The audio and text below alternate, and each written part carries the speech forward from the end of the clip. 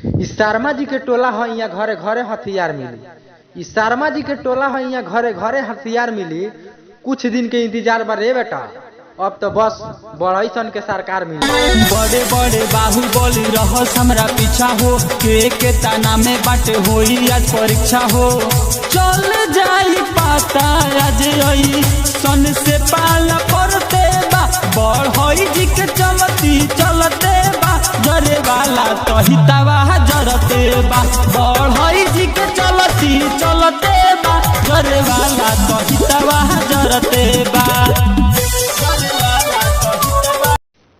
बढ़ई हमार जाति ह, हथियार हमार निशानी। बढ़ई हमार जाति ह, हथियार हमार निशानी। हमारा से रंगदारी ना तो ना बाटी रे सार, है तोर चढ़ल जवानी। केहू के ना दाल बोली शर्मा जी के राह चली,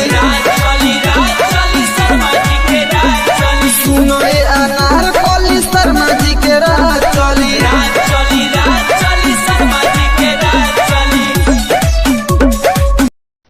पगड़ी बांध के घूमत रे ते तो हऊ वाला भौआ में, पगड़ी बांध के घूमत रे ते तो हऊ वाला भौआ में। तोरा मालूम नहीं के कारे कि बढ़ई के बेटा है, दिमाग खराब होई नु तो गोली घुस के मारे सारे तोरे के तोरा गौवा में। के गरम भाती चले ले तानी छाती, इनका से जदी कोई बोली तमारे दी है शर्मा जी गोली। इनका से जदी कोई बोली तमारे दी है शर्मा जी गोली। कोई के गरम भाती चले ले तानी छाती, कोई के गरम भाती चले ले तानी छाती। इनका से जदी कोई बोली तमारे दी है शर्मा जी गोली।